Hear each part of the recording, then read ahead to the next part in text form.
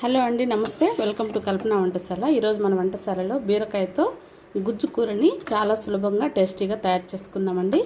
ఈ బీరకాయ గుజ్జు కూర ఎలా తయారు చేయాలో చూసేద్దాము. 1/2 కిలో బీరకాయలు తీసుకొని పైనంత తొక్క తీసేసి కడిగి ఈ విధంగా చిన్న చిన్న ముక్కలుగా కట్ చేసుకోవాలి. ఒక పెద్ద ఉల్లిపాయ తీసుకుని ఈ విధంగా చిన్న ముక్కలు కట్ చేసుకోవాలి. అలాగే ఒక పెద్ద టమాటోని కూడా ఈ విధంగా చిన్న చిన్నగా కట్ చేసుకోవాలి. 5-6 వెల్లుల్లి రెబ్బల్ని ఇలా లైట్గా దంచి పెట్టుకోవాలి. కొద్దిగా కరివేపాకు, తర్వాత కొద్దిగా కొత్తిమీర, ఉప్పు, కారం, పసుపు, ధనియాల పొడి అన్నీ వేసుకునేటప్పుడు ఎంతెంతో చూపిస్తాను. ఇప్పుడు తయారీ విధానం చూద్దాం. ముందుగా స్టవ్ వెలిగించుకొని ఒక పెనుము కానీ లేదా ఒక గిన్నె కానీ పెట్టేసుకొని ఇందులో 2 టేబుల్ స్పూన్ల ఆయిల్ వేసుకోవాలి.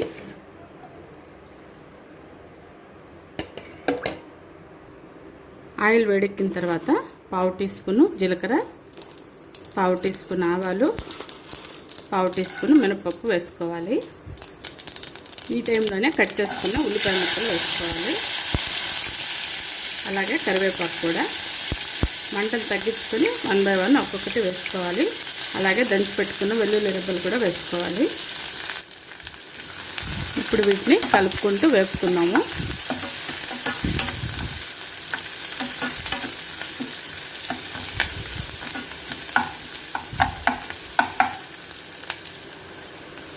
ఉల్లిపాయ ముక్కలు మరీ ఎర్రగా వేగనవసరం లేదు. ఇలా ఈ విధంగా లైట్ కలర్లో వేగితే చాలు, లైట్ బ్రౌన్ కలర్లో. ఈ టైంలోనే మనం కట్ చేసుకున్న టమాటా ముక్కలు కూడా వేసేసుకోవాలి.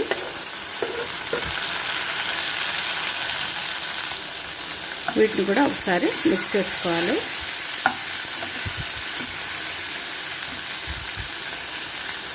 టమాటా ముక్కలు వేసిన తర్వాత 1 నిమిషం జస్ట్ కొద్దిగా మెత్తబడితే చాలు. ఈ టైంలోనే మనం కట్ చేసుకున్న బీరకాయ ముక్కలు కూడా వేసేసుకోవాలి.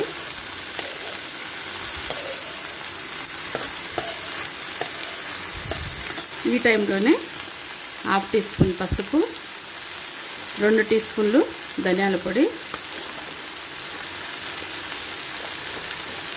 కారానికి సరిపడా 1 స్పూను కారం పొడి, అలాగే రుచికి సరిపడా సాల్ట్ వేసేసుకోవాలి. ఈ విధంగా ఉప్పు, పసుపు, కారం, ధనియాల పొడి వేసేసుకున్న తర్వాత దీన్నంతా ఒకసారి బాగా కలుపుకోవాలి.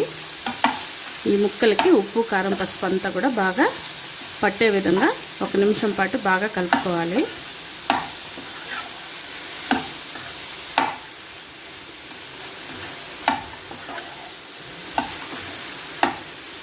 ఈ విధంగా బాగా మిక్స్ అయ్యేలాగా కలిపేసుకున్న తర్వాత మూత పెట్టేసి ఒక 2-3 నిమిషాలు మంటను మధ్యస్థంగా పెట్టుకొని దీన్నంతా మనం మగ్గించుకోవాలి. మధ్యలో ఒకసారి మూత తీసి చూద్దాము. బీరకాయలో సహజంగానే నీరు ఉంటుంది కదండి, ఆ నీరుతోనే మనకి బీరకాయ మొత్తం కూడా ఉడికిపోతుంది. ఒకసారి కలిపేసుకొని మళ్ళీ మూత పెట్టేద్దాము.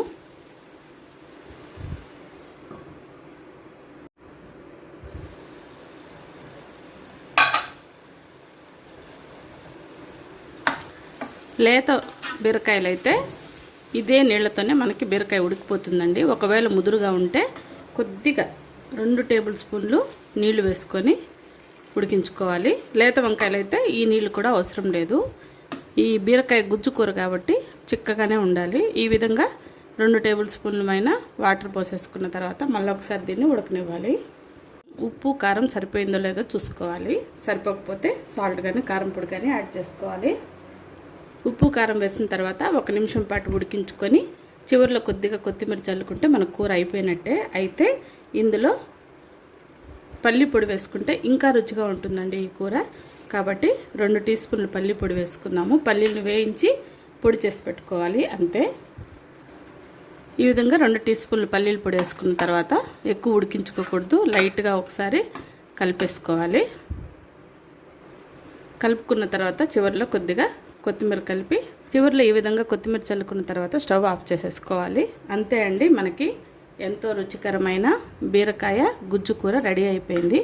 ఇలాగే వేడివేడి అన్నంలో కలుపుకొని తిన్న సంగట్లోకి కానీ బాగుంటుంది, చపాతీ, నాన్ పుల్కాలోకి చాలా బాగుంటుంది, సైడ్ డిష్గా కూడా చాలా బాగుంటుందండి. రసం అలా పెట్టుకొని పక్కన తింటే ఒకసారి మీరు కూడా తప్పకుండా ట్రై చేయండి.